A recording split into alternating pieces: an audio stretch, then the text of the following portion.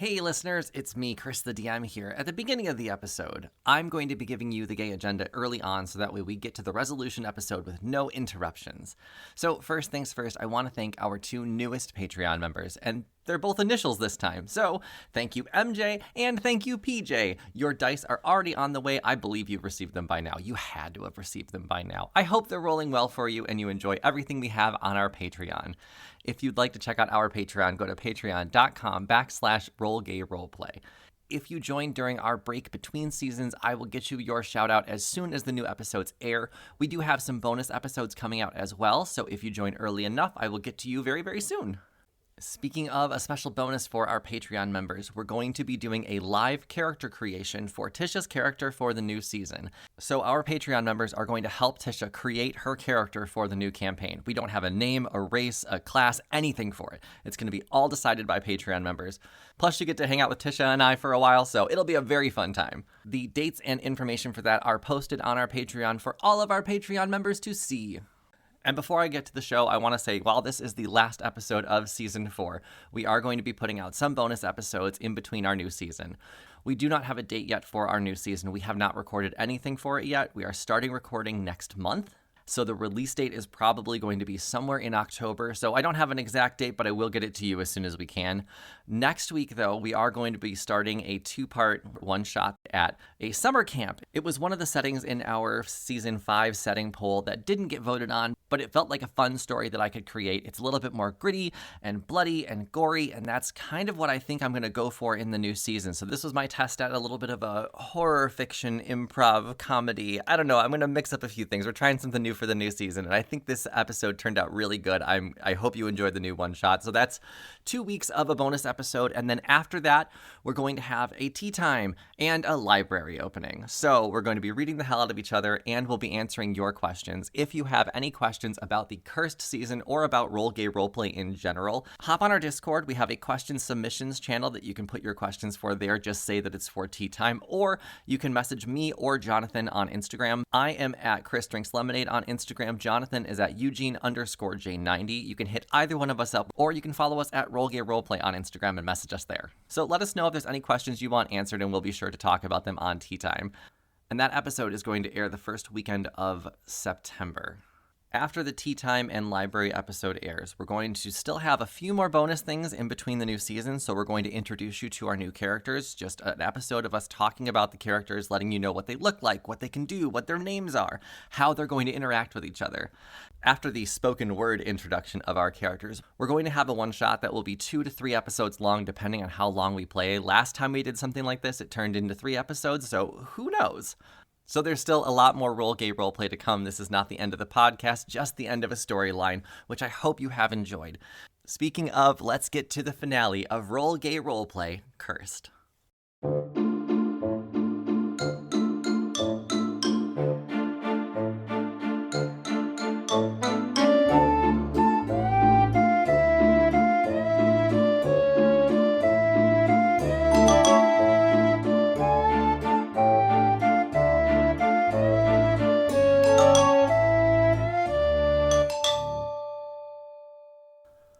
Once upon a time, there were 2 young twins growing up near the woods named Edith and Humphrey.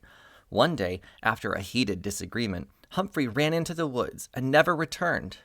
Edith, the younger twin, spent decades searching for her long-lost sibling, never losing hope.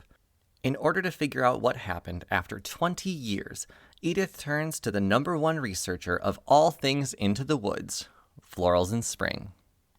Knock, knock. Come in. Hello. Hi. Are you Florals in Spring? And you see a figure at a desk, like, full of fucking papers, just writing, like, scribbling, and it's kind of illegible. And he says, yes, I am Florals in Spring, but you can call me Clear. Welcome to my hovel. What business do you have with me? Oh, okay, Cleo? Yes. So, here's the thing, is I've been searching for my brother for a very long time. I was pointed in your direction as a person who could maybe help me. See, he he disappeared quite a while ago. He had ran off into the woods. We've scoured the woods for decades. No sign of him. I really don't think he's dead. And you're kind of my last resort in finding him. Oh no, so your big brother is missing? What a shame. So my question to you is, why did you come to me? I am just the world's leading researcher on all things of the fairy and the fae folk. Well, you see, I went to just the local authority. I went to a local religious place. I went to the authority on all things trees. I went to the authority on all things little boys, which was really uncomfortable. I went to the authority on all things sea monsters. He wasn't abducted by a sea monster. Yeah, I went to quite a few different authorities, and you're the last one. Oh no. Okay. Well, there's definitely a way for us to see if your big brother, Humphrey, is in the fairy world.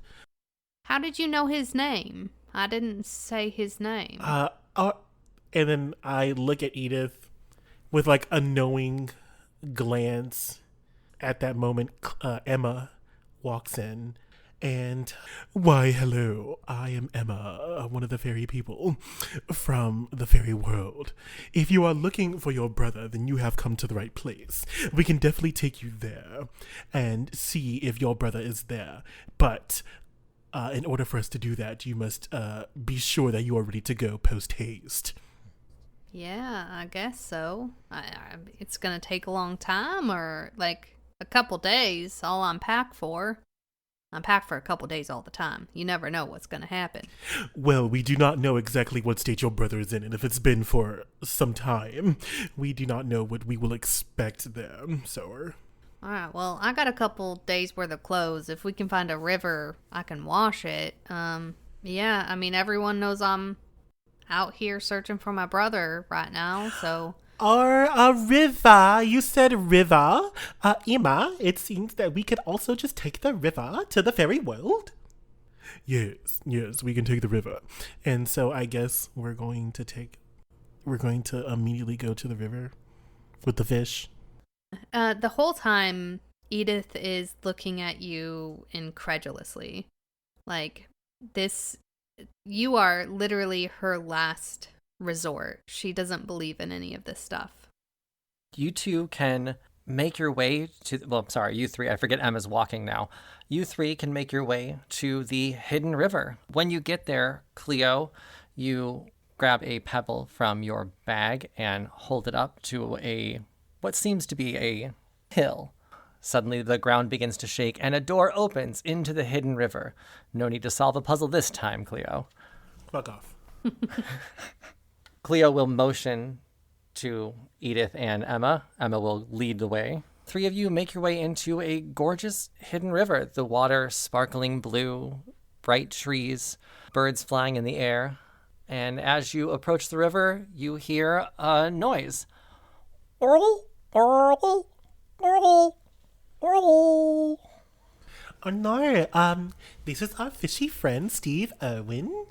And he is going to be the one that takes us to the fairy world. If I'm not mistaken, we need to don't we have to take a potion or something? You have to drink the seawater to talk to him, I think. Yes. We have to be in the water to talk to him. No, but I mean, like, how do we take... You can get there through an underwater passage. This is completely true. You need to be able to not breathe underwater, but you do have the ability to do that. I forgot how we did it. We got a mushroom from a cave next to the hidden river to use in a potion. Yeah, Anamik got you there last time. Yeah, we did use the potion. So can I just pull the potion out of my bag?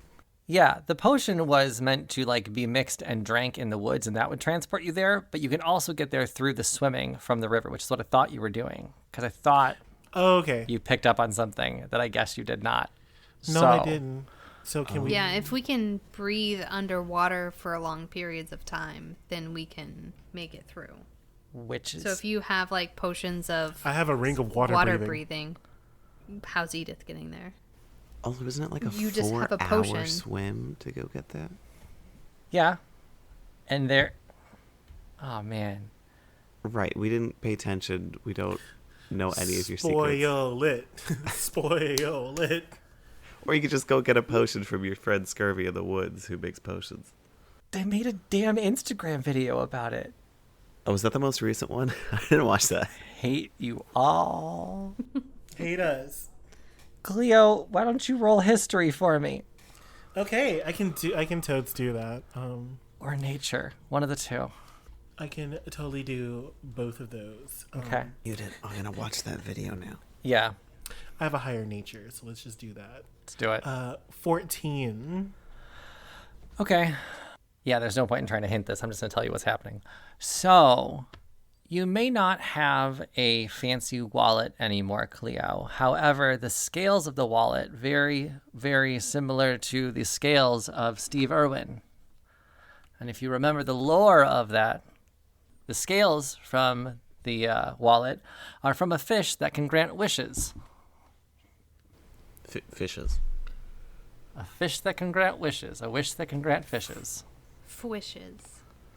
I literally. Oh my fuck. Okay. Yeah, I look at Steve Irwin and I say, Steve, just come to my attention that you can grant wishes. And I would like to know how many wishes we can have. It just depends on what you're asking for. As long as it's reasonable, I have no problem granting wishes. So we have 2 wishes. Okay. Number 1, we would like to travel to the fairy world underwater, safely, that is. And number 2, we would like to know if Edith, and then I say Edith, and I look at Edith. She must have told me her name. I look at Edith and I go back to it and I say, we would like this lady. We would like to know if her brother is in the fairy world. I think his name is Chip. And then I say Chip and I'm like, fuck, who is Chip? And then I look back at Steve Irwin. I mean, I can help you get there for sure. Wish 1 can be granted. Just everyone get in the water. Hey, Emma. Emma's fine. I can get you guys there. Follow me. And how about you tell me about your brother? Oh, she can't understand me. She hasn't drank the water yet. So, Edith, all you're hearing is gurgle, gurgle, gurgle, gurgle. I look at Edith and I say, Sweetie, if you could be a doll and drink some of the water. Do I just hear gurgle gurgle from that, or is he speaking common? I'm telling Cleo's telling you to drink the water. Yeah, Cleo, you can understand. Oh, I can understand Cleo. Yes. Okay. I don't know what's going on here. I don't think I ever introduced myself to you. You said my name. You said that my brother was Chip, but you said earlier it was Humphrey. You're a really strange person. I did not say your name. You must be hearing things. All I've told you to do is drink the water. So drink the water, please. Okay. Drink this fish water that's a river inside a cave. It's just natural spring water. Well, I guess this isn't the worst thing I've done trying to find my brother. And she takes a scoop full of water and throws it in her mouth and swallows. What's the mug say? Oh, she does have her mug. The mug says, Realm's most desperate sister. When the water touches your lips, you can then hear Steve Irwin's voice go from the gurgle noise to an actual voice. All right, now that you can hear me, why don't you describe your brother to me on our way over, and we'll see if we can find him for you. Either way, I'll get you to the fairy world. Just a few hours. This is a trip. Okay. All right, so my brother is, well, we're twins, so he kind of looks like me. I haven't seen him for quite some years. We have the same color hair you see here. Same color eyes. Same jawline, really. His hair's shorter than mine. Last time I saw him, he had ketchup stain on his shirt. Because for some reason, he was eating a hot dog with ketchup. It was really gross. Oh, who does that? I know, right? Okay. basically he looks like me, but shorter hair, no boobs. Ah, you, but no boobs. Got it. I think your best bet, Cleo, is to go see the fairy godmother again. She knows everything about this world, and if your brother is here, she'll know where he's at. After a few hours, the three of you, well, the four of you, along with Steve Irwin, swim underground, being able to breathe as normal. No one's drowning, thankfully. And you make it to the other side, where you arrive in Moss Lake. So you are in a place where you've never been to in the fairy world in the last season. But you arrive in a place called Moss Lake. Steve Irwin will say, there's a trail over there. Oh, I don't know why I'm telling you how to get there, Cleo. You know this world. Go ahead. Let me know if you need a ride back. I'll be here or over there. I don't know. Or absolutely. Thank you. So, lady, here we are. Yeah, I'm sorry. I didn't formally introduce myself. I don't know if that fish told you my name. Somehow he knew it. But my name is Edith Wins Thereafter. My brother Humphrey Wins Thereafter is the one that's missing. Or Edith. Well, nice to meet yours. Sorry, I said his last name wrong. I'm Edith Wins Thereafter, and my brother Humphrey Evan After is the one that's missing.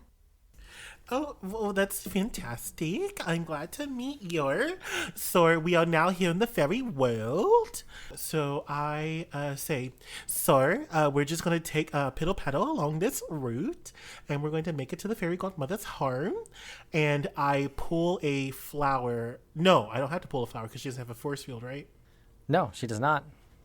All right, yeah. So I say, you know what? The fairy godmother loves gifts. So I pull a flower out of my head and I give it to Edith. And I say, when we arrive at the fairy godmother's home, we're going to give her this flower. And she's just going to absolutely love it and be more inclined to help us on our journey to find your brother. Okay. You said fairy godmother? Yes, the fairy godmother. Welcome to the fairy world. That's where Emma is from. And so now we're going to use her assistance to find your brother and make sure that he is okay and that we can possibly bring him back home. Sounds good. I know I just held my breath, but I'm not going to hold my breath this time. Absolutely. We don't want to get our hopes up, but I think that we're onto something here. Okay. So yeah, we're gonna make it to the fairy godmother's home. Okay. You can make your way along the trail. Edith, you're slowly coming to terms with the fact you're in a different world now. As you approach a gingerbread house fused into a tree and a glistening river a few hundred feet behind it. The lights are on and smoke is coming from the chimney. Cleo, as you approach the door, would you like to knock or walk in? I think that Cleo is walking in. Okay. Actually, no. Cleo... No, this is exactly what Cleo does. Cleo is about to walk in, but then he looks at Edith, and for some reason, he's like, I shouldn't do this. So he starts knocking and waiting patiently. You knock on the door and hear from the other side, come in. Ladies first. Go ahead, Edith. Okay, thank you. And she walks through the door and just looking around because this is a gingerbread house and she's never seen a home made out of something edible. I do have a question. Like, does it not rain here or something? Like, wouldn't there be like mildew or bugs or something? While you're asking that, a woman will come from the kitchen and walk into the front room and say, oh dear, the rain doesn't affect my house like that. You're not from here, are you? I'm sorry. No ma'am, I am not. My name is Edith Wins Thereafter, and I'm looking for my brother, Humphrey Evan After. He kind of looks like me, except he's got short hair and no boobs. It's been so long since I've heard that name. I do know your brother. I've actually heard a lot about you, Edith. Are you serious? You know where my brother is? I've been searching for him for decades. I know I maybe shouldn't have gotten your hopes up so much. Why don't you have a seat? I will get... Just hold on. Scurvy, would you mind serving some tea for our new guests?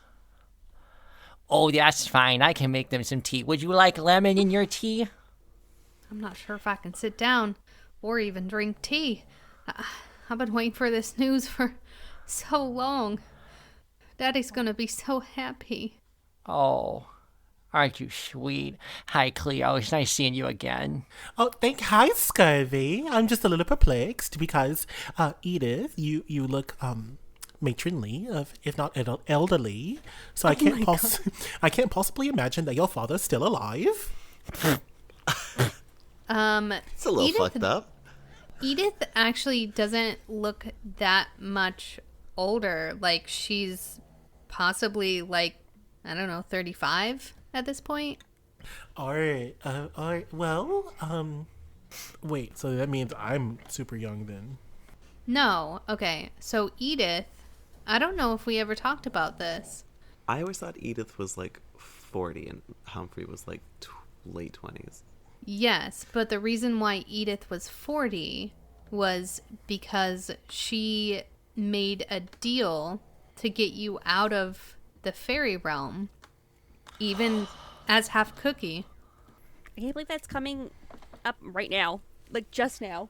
Because no one would have caught that. No. Yeah, no one would have caught that. But also, like, I don't remember if we actually Because said y'all that are in the twins. recording. I should have caught that Yeah, when you said same she's- hair color, and I was like, what the fuck are you talking about? She's 27. Love it. Oh, so you're younger than me. Okay. So yeah, she's 27. The only reason why she looked like she was 47 was because she made a deal with the fairy godmother and gave up 20 years of her life to get Humphrey back from the fairy realm. Got you. That's what we were talking about before. When we were like, how did Humphrey get back? Yeah. That's how he got back originally. It was never explicitly said. It was pre-storyline. We just, yep, okay. Yeah. So then Dad'll be so happy we'll stand, and then, I won't say what I said. yep, Scurvy will pour tea for both of you and add the lemons. The fairy godmother will call to the back of the house and say, Chip, dear, could you come here? Hey, what's up? What do you need? Are the cookies baking? No, dear, we have some guests in the front room. Would you go say hi? Yeah. Nice to meet you, Ladybug. I'm sorry. What's your name? Do you know my brother, Humphrey? He used to call me Ladybug. My name's Edith. Edith Windsor After. I'm looking for my brother, Humphrey Evan After. Oh. I don't know how to tell you this. Your brother's gone. What do you mean? Gone? He died? Kinda. Ma, do you wanna... Yeah, it's a long story, dear, but you see, Chip here is what's left of your brother. What do you mean? This is a big cookie that's talking to me. What do you mean? My brother. Where's Humphrey? Humphrey came into this world and started eating my house. And I tried to get him to stop, but he refused and started blaming the architecture of my building. So I cursed him, He was probably hungry. and he slowly turned more and more cookie as he used his new powers. He's very powerful now, though. They're very powerful now. Sorry, Chip. Yeah, I've gotten pretty sick at magic. Well, so, hold on. You're saying you cursed my brother because he was hungry? And because you have a house made out of something edible and you curse somebody for eating it? I would have probably done the same thing. How could you just curse him? Could you do the uncurse? Uncurse him. I want my brother back. I mean, if we bring him back, that would kill me, I think. I'm not sure if he's dead. I don't really know how it works. I don't even know you. I just want my brother back. Dear. Chip, do you feel Humphrey in there? still? I mean, they're listening. They're always listening. Humphrey can hear me? Humphrey, I miss you so much. I need you to come back. Life hasn't been the same without you. Daddy got sick. We need you back. Please come back to us. He's saying a lot. I can't really hear. There's a lot of like crying, but he doesn't have a body to cry through. It's a weird sound. Oh, hello, I'm Florals in Spring, but you can call me Cleo. Cheap. Yeah. Would you allow Humphrey to have a chance to speak for themselves? I don't know how to do that. Fairy Godmother, I'm sure that you do her, since you're the one that cursed them.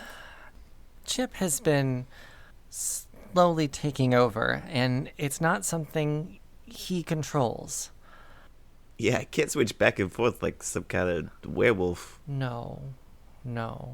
But if Humphrey is still in there, I may have a solution that will allow Humphrey to return home with you and Chip to stay here with me.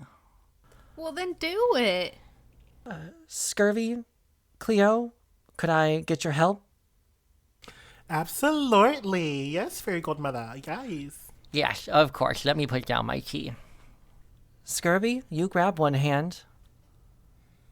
And Cleo, you grab another. Got it. When I wave my wand, I want you both to pull as hard as you can. That's what she said. Humphrey, if you can hear me, this might hurt a little bit, but I'll try and reduce the pain. Is it gonna hurt me? To be fair, it's been a while since I've done this. Maybe. Just hold your breath, Okay. bite down. Do you want something to bite down on? Just as long as it's not gingerbread. Am I right? The fairy godmother will go into the kitchen and grab a whisk and put it into your mouth and say, okay, bite down. Ready, you two? 1, 2, 3. And the fairy godmother boops her wand. Scurvy begins to pull with all of her might on one end, Cleo with all of his might on the other. Slowly, the room begins to fill with light as the bodies begin to separate. You see 2 heads, and then 2 sets of shoulders, 2 torsos, and finally, the full separation is complete. Chip landing directly onto Cleo, and Humphrey landing against the couch next to Edith with Scurvy. Oh my lord. Humphrey, you're back. I'm so sorry that I said that thing about your ketchup on your hot dog. You can eat your hot dog however you want. Thank you. I feel like it's been a while since I've seen you. It's been quite some time. Yes. I still have that stain. I haven't washed my shirt since. Okay. That's a long time not to wash your shirt, but I'm not gonna judge you for it. I'm just so glad that you're back. How are you feeling, Humphrey? Are you okay? Well, a little tired. Can I?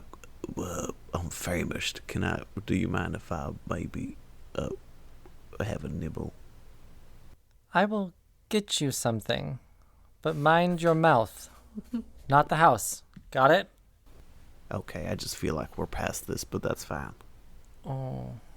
Cleo, upon seeing Humphrey, for some reason gets the urge, and he does a back handspring into the air and launches himself up in the air, and then hits Humphrey in the chest with both of his knees and just lands on him.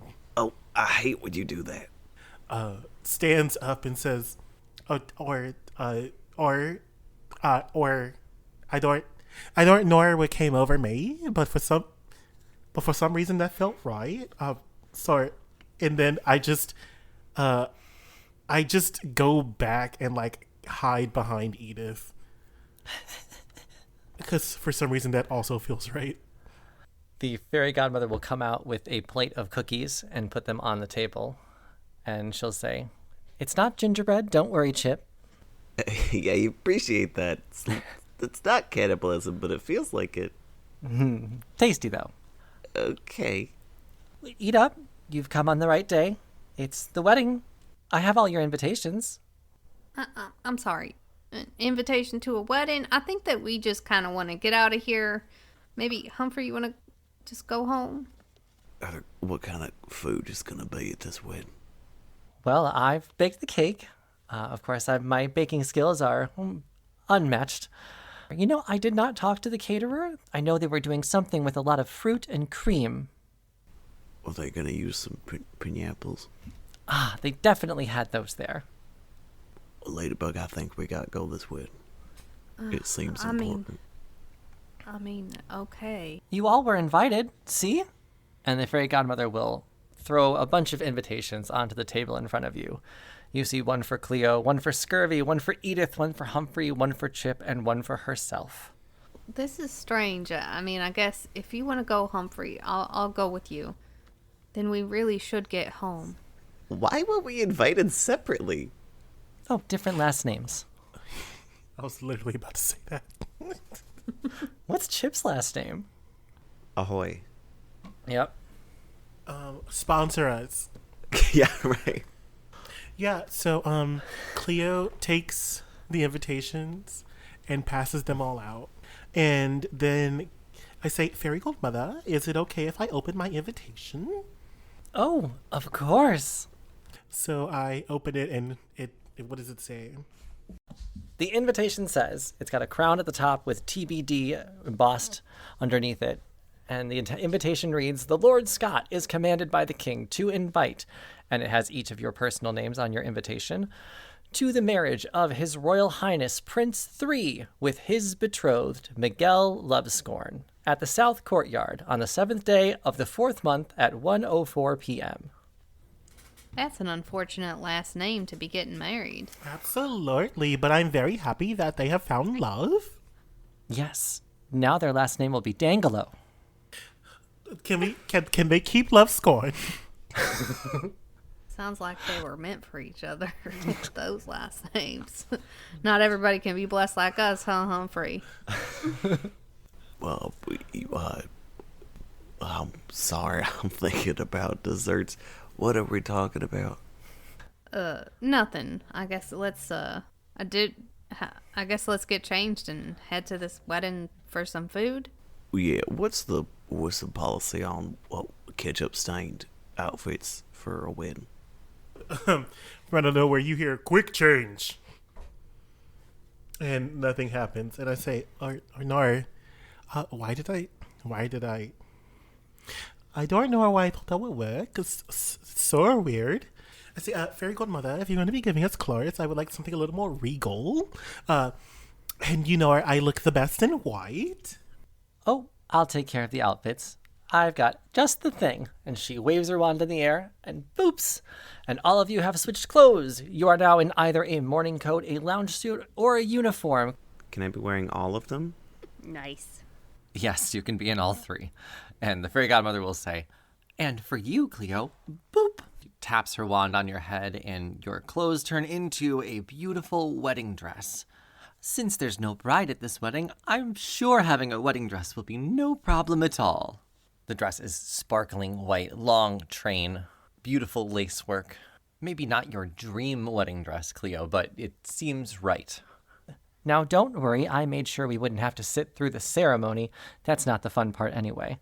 So we're just showing up for the reception. I feel like that's kind of rude, no? Well, I also made the cake for the event, so I feel like I don't have to be there until I have to be there. I'm a busy fairy godmother, you know. I guess. How are we getting there? Oh, Chip, you know how we travel. And the fairy godmother waves her wand and boops in the air. All of you blink and you are in front of the castle. Edith, this is probably all real weird to you so far. Okay. I think Humphrey throws up. Oh, dear. Am I supposed to be feeling car sick?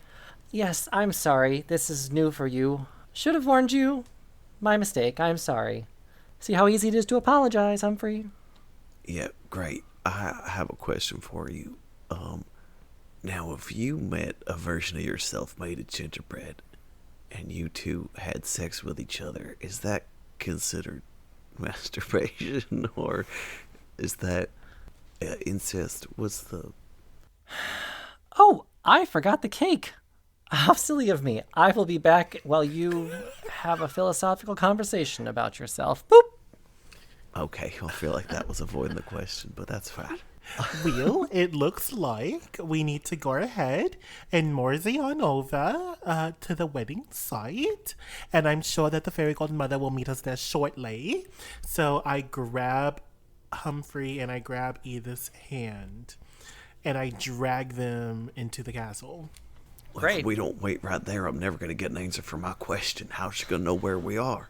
The fairy godmother is slightly less than an omnipotent being, so I'm pretty sure that she can find us shortly. And I say we must hurry. We do not want to be late for the wedding. Also, you're not my type, tall, blonde, and doughy. Wrong kind of dough. The hell are you talking about, ma'am? Chip is talking to Humphrey. Oh. I'm talking to myself. So funny. As you all approach the front of the castle, you will see a guard standing, and he will say, "I need your invitations, please. Can I see your invitations?" Yes, here's my invitation. Edith, Humphrey, and Chip. You can also bring yours. Here you go. We're just here to eat some food before we head on out. Yeah, do y'all have to-go bags? Oh, we've got parting gifts. That sounds about right. For wedding gifts? I don't know all these things. I'm just a squire here. The name's Macaroni McGee. It's nice to meet all of you. Oh. I go to reach for Macaroni McGee's hand, and then for some reason, I just choose not to, and I put my hand back down. It smells like pee. Oh, all right. Well, your invitations look good. Go ahead and go inside. You can head to the Grand Hall on the left here, and that's where the reception's being held. You missed a beautiful ceremony. Everyone cried. I cried a lot. Okay. Do you have tear ducts there? Like, Yeah, I feel like he's trying to show off. I cry all the time. Ain't nothing special about it. I mean, crying is a free action. I did hear that one.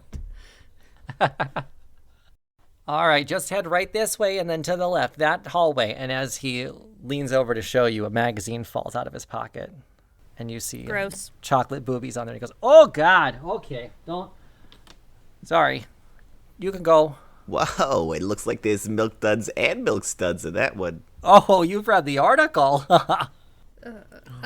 Okay, thank you. And Edith just starts walking. What are they talking about? It was just a magazine with chocolate. Why was that so embarrassing? I don't get this place. Is food dirty here? The four of you, Scurvy, the five of you. I forgot I was here.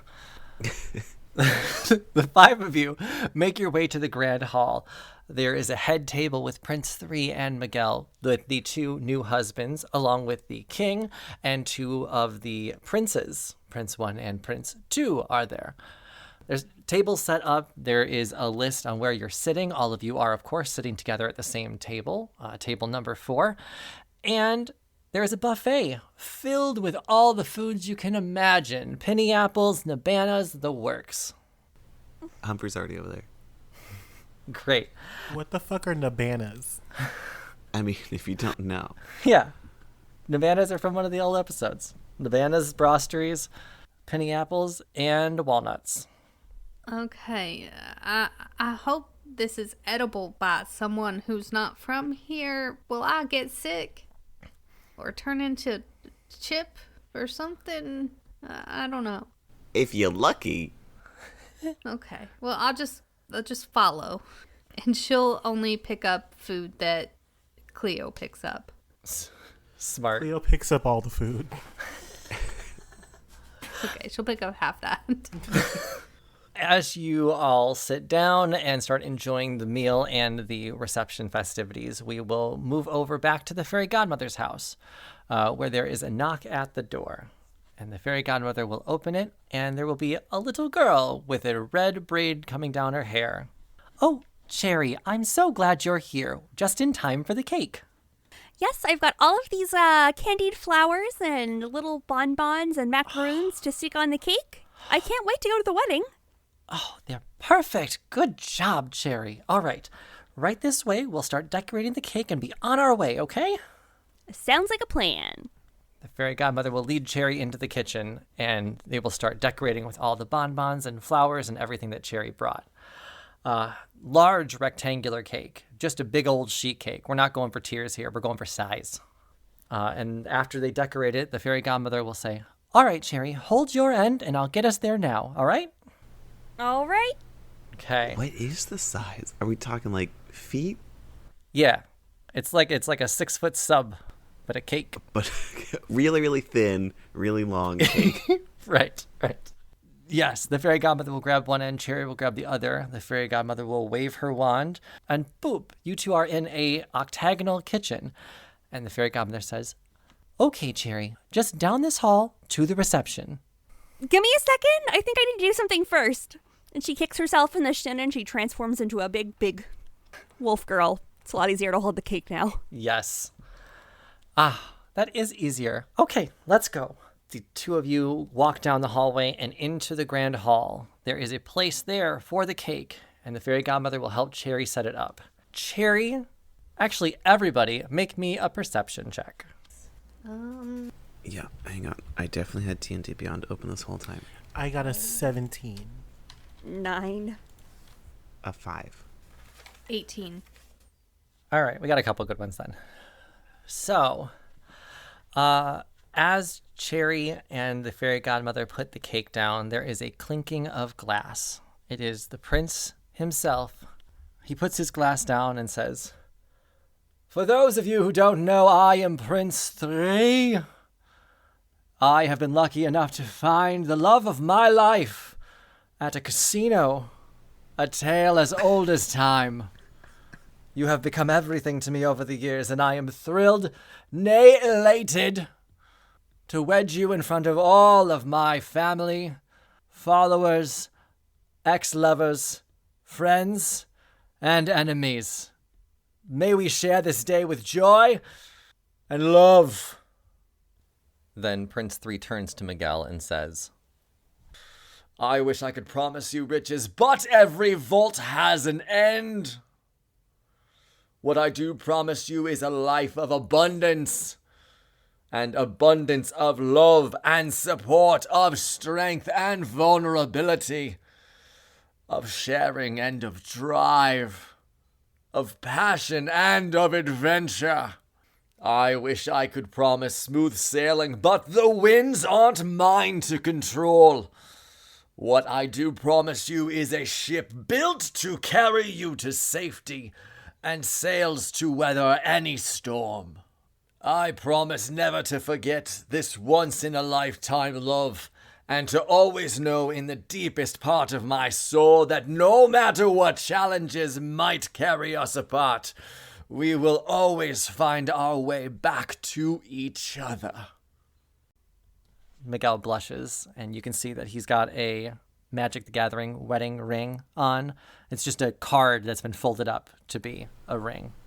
I think Chip leans over to Cleo and goes, Did he say he invited his enemies and his exes? Does that seem weird?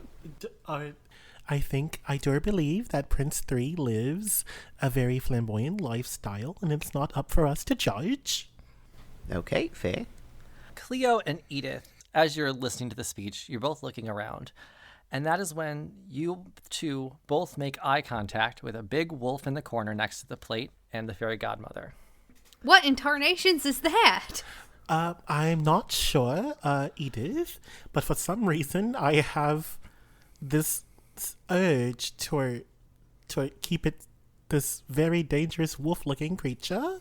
I have this very weird urge to keep it from harm. Is that a bipedal wolf? What is this place? And Cleo for some reason can't figure out why, but he's crying, and he just feels like in a wave of guilt. And I guess because in the past life he almost got Cherry killed. Are you crying because of the wedding? I don't. I always heard about people who cried at weddings. I just never have. I don't know. I look at the wolf and I just feel. I don't know what I feel. So I immediately pull out Emma, and Emma looks at me, and I look at Emma, and I say, "So, Emma, if you don't mind, the rest of us would like a little more food. If you could go please pick us some up." Yes, will do. And that's how I transition out of that awkward conversation. All right. Well, I'm gonna go meet that wolf. I wonder if they speak common. Or remember, Edith, that this ceremony is not about us, so we probably don't want to draw attention to ourselves by leaving and getting up different places and different times. Oh, okay. Okay. What if I sneak, like I bend down or something? There's a wolf, man. I don't know these people, but there's a wolf that's walking on 2 feet. And All right, in a I'll chef wait. uniform. In the shop, they have clothes on. Come okay? on, be our guest. So a wolf that's walking on 2 feet with clothes on. I really want to go get a closer look at that. And I say, will I possibly have a way? And my eyes glow pink. And I touch Edith. And I cast on her Pass Without Trace. And I say, you can quietly and stealthily go and talk to that wolf since you so feel inclined. But just remember that this is not about us. Oh, okay. All right, I will. So she just walks up close to the wolf, just staring the whole time. Okay. The fairy godmother will, with Pass Without Trace, are we even seeing Edith approach? She should be like veiled in shadow. So as long as she's sneaking, then Okay. she's not. Then she can't be seen. But if she's just toy and walking up to the wolf, then yeah, everybody sees her. Edith has disadvantage on stealth, so I don't know what that would mean with how sneaky she is. Well, I mean, you have to roll a stealth check with disadvantage, but you still get plus 10. All right, yeah, she is doing a sneaky walk, which is a terrible sneaky walk. It's like a cartoon, like Pink Panther. Yes. Like, Dun-dun, And- dun-dun. yeah. And walks up and just is looking at this wolf. And yeah, they wouldn't see her because she did a fake sneak. Okay. Roll stealth for me, and we'll just compare it to Cherry's passive perception. My passive perception is 13. All right, the first one is a 30 because of the plus 10. And the second one is a 30. Damn. Oh, well, you're sneaky sneaks for sure. Can't see you at all. So it's like every time she's walking, like something falls or clings or something because of her armor.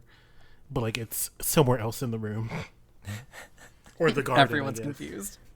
Who's here? Great. Then you can sneak up and look at Cherry. She is. I don't know. What are you doing, Cherry? Are you enjoying some of the buffet now, or? Yeah, maybe serving up slices of cake. Nice. Oh, is the ceremony over? Yeah, we're at the reception. Okay. Well, she's gonna see this wolf and hear her speak to someone, and then she's gonna stand up and go, "Humphrey, get over here! You have to see this." Humphrey Great. walks over to Edith. Yeah, with that roll, you can walk up there and talk to her. Like, you can go grab a piece of cake with Humphrey. I mean, I guess so. Wow, I've never seen a wolf walk like you, person. I'm Edith. It doesn't mean to eat me. It's just Edith. I heard you talking to somebody else. When Edith says this, Cherry, this is the first time you have sight on Edith. You then see Humphrey. Cherry, you suddenly feel the hand of the fairy godmother on your shoulder, and a rush of memories comes back to you. Shit. It happened again. I dropped the plate of cake that I'm holding. It's just like slow-mo falls and crashes on the floor. Oh my god. My axe. Oh, well, I guess wolves can't hold plates. That makes sense. I'll just be on my way then. Okay, bye. Bye. And she walks away. Yeah, Cherry is like staring at you now because she knows who you are. Cherry, your eyes follow Edith and Humphrey to their table as you catch a glimpse of Cleo, Chip, and Scurvy. You turn to look at the fairy godmother, but she's no longer standing next to you. There's just an empty hallway behind you at this point. A couple members of the wedding staff come over to clean up the broken plate and cake that fell in the ground, which gives you a chance to step away and gather your thoughts. As you make your way down the hallway and find a place to be alone, you can hear the faint echo of the fairy godmother's maniacal laugh.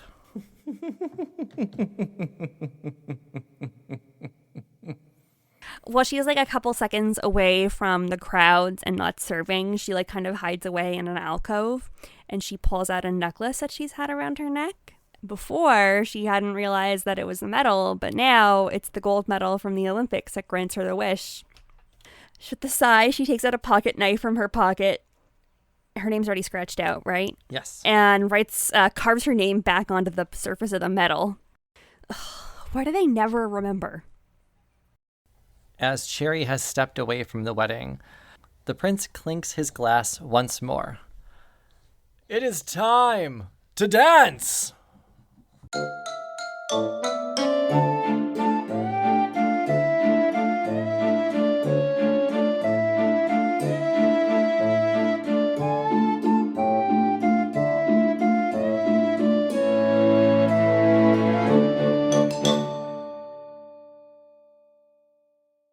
Thank you for joining us for the Cursed season. I hope you've enjoyed it as much as we have enjoyed playing it. I'm Chris the DM. I'm Tisha. I'm Brandon. I played Humphrey and Chip Evan after. And you can find me on DonelyFans. Support a young entrepreneur. No, plug it. Hi, my name is Katie, and I play Cherry Chapo, alleged time criminal? ? And you can find me in the Discord occasionally, posting pictures of my rabbits. Doo-doo-doo. And yeah, I'm Jonathan, and tune in for our new season called Blue's Clues. Or something else. We'll figure it out. Bye, everyone. Bye bitches.